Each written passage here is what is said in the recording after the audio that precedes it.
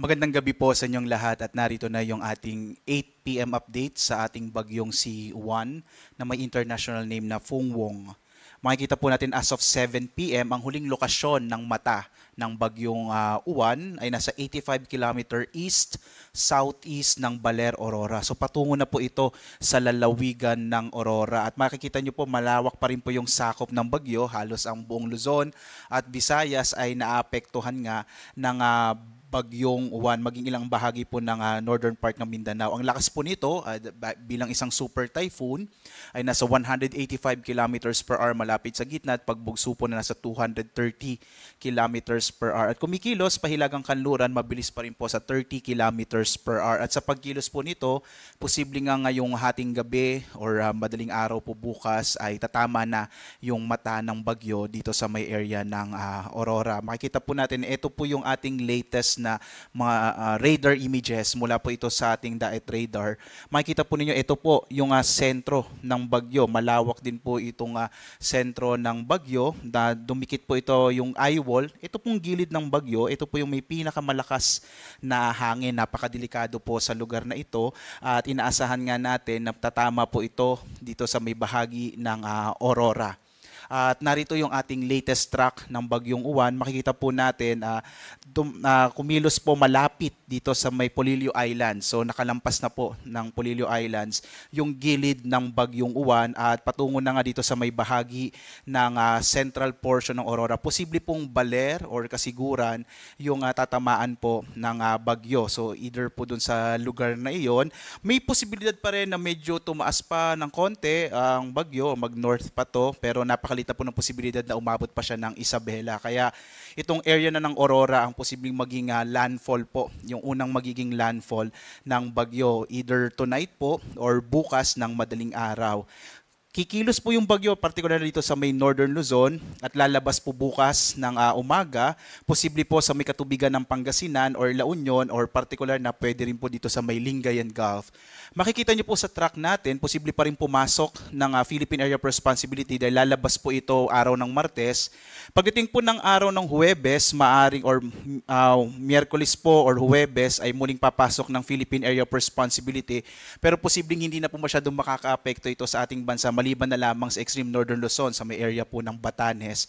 Dahil maaari itong tumama sa Taiwan bago humina po at maging isang low pressure area na lamang araw ng Biyernes. Muli po yung pinaka-crucial natin na panahon ay ngayong gabi hanggang bukas dahil nga makikita po ninyo, ito po yung posibleng maging track ng bagyo. Pag tumama ito sa Aurora, maapektuhan niya po directly, dadaan po yung eye wall. Binabanggit ko po yung pinakamalakas na bahagi ng bagyo sa mga lalawigan ng Quirino, Nueva Vizcaya, Ifugao, Benguet, Pangasinan, Tarlac, Nueva Ecija, Zambales, lalo na po dito sa Pangasinan, La Union at ilang bahagi ng Ilocos Sur. So ito po yung dadaanan ng sentro ng bagyo kung saan makakaranas po ng pinakamalalakas na hangin at mga malalakas na ulan once po na dumaan yung bagyong si Juan ngayong gabi hanggang bukas ng umaga. Nakataas pa rin po yung signal number 5 naman sa southern portion ng Quirino, southeastern portion ng Nueva Vizcaya, northeastern portion ng Nueva Ecija, northern and central portion ng Aurora. Ibinaba na po natin sa signal number 4 yung bahagi ng Polillo dahil nakadaan na po yung bagyo or malapit po sa Polillo. Sa ngayon po signal number 4 naman sa southern portion ng Isabela, rest of Quirino, rest of Nueva Vizcaya, southern portion ng Mountain Province, southern portion ng Ifugao, Benguet, southern portion ng Ilocos Sur, La Union, Pangasinan, rest of Aurora, rest of Nueva Ecija, northernmost portion ng Zambales, northeastern portion ng Tarlac, easternmost portion ng Pampanga, eastern portion ng Bulacan, northern portion ng Rizal, northern portion ng Quezon kasama po yung Polillo Islands, habang signal number 3 naman sa southern portion ng mainland Cagayan, dito po, at nalalabing bahagi ng Isabela, northwestern, central and southern portions ng Apayao, Abra, Kalinga, rest of Mountain Province, rest of Ifugao, Ilocos Norte, nalalabing bahagi ng Ilocos Sur, rest of Zambales, sa amin po dito sa Bataan, rest of Tarlac, rest of Pampanga, rest of Bulacan. Dito po sa Metro Manila, nakataas pa rin ang signal number 3 at posible pong hanggang signal number 3 na lamang yung bagyo base sa ating track po sa ngayon. No? Gayon din yung sa Cavite, Batangas, rest of Rizal, Laguna, rest of Quezon, Marinduque, Camarines Norte, Camarines Sur, Catanduanes. Signal number 2 naman dito sa Babuyan Islands, rest of mainland Cagayan, rest of Apayao, Occidental Mindoro, Oriental Mindoro, Romblon, Albay, Sorsogon, northern and western portion ng Masbate kasama po yung Ticao at Burias Island. Habang signal number 1 naman sa Batanes, na labing bahagi ng Masbate, northern portion ng Palawan kasama ang Calamian, Cuyo at Cagayan Silio Islands, northern Samar, eastern Samar, Samar, Biliran, Leyte, southern Leyte, Cebu, Bohol, Siquijor, Negros Oriental, Negros Occidental at ang mga lalawigan po sa Western Visayas, sa Guimaras, Iloilo, Capiz, Aklan at Antique. Samantala po, so ito po yung mga malalakas na hangin na maaring dalhin po ng bagyo. Samantala, posible pa rin po no, kahit sa mga lugar na wala pong nakataas sa tropical cyclone wind signal, posible pa rin magkaroon ng mga pagbugso ng hangin ngayong gabi dito sa may Palawan, Visayas at Mindanao. Bukas, inaasahan natin kahit paglampas po ng bagyong Uwan sa kalupaan ng Luzon, ay posible pa rin may pagbugso ng hangin sa mga areas ng malaking bahagi ng Luzon at Visayas. Habang sa Martes, may mga pagbugso rin ng hangin sa ilang bahagi po ng Luzon.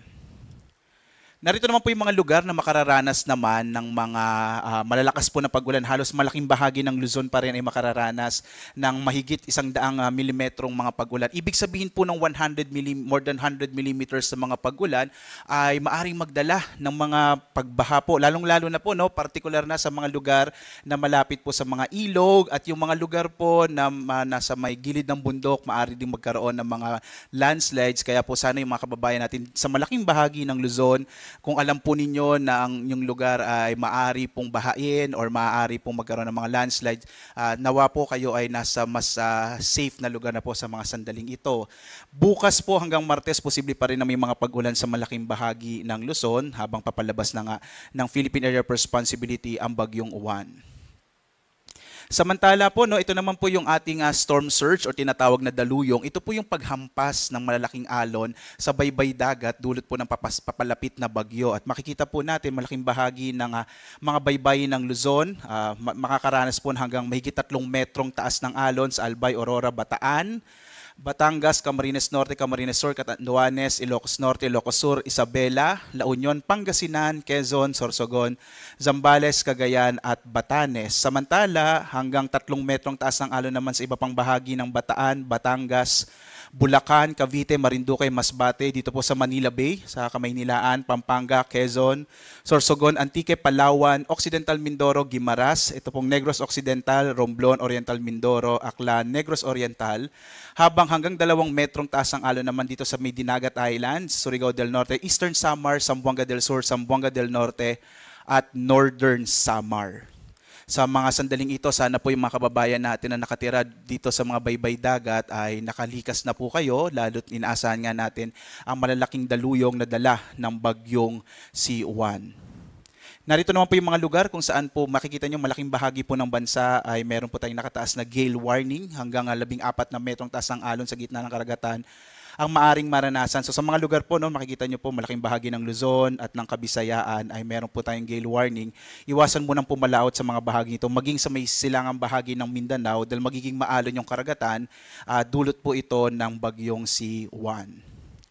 At magbibigay po tayo ulit ng 11 PM update mamaya para po sa inaasahan nga nating posibleng tumama sa kalupaan ng Aurora ang bagyong Uwan. At sana po mga kababayan sa mga sandaling ito ay nasa isang ligtas na lugar na po kayo dahil mula ngayong gabi hanggang bukas pinakamararanasan ang malalakas na hangin at malalakas na ulan sa malaking bahagi ng Luzon dulot po ng bagyong Uwan. At live po na nagbibigay update mula dito sa Pag-asa Weather Forecasting Center. Ako si Obet Badrina. Maghanda po tayo lagi para sa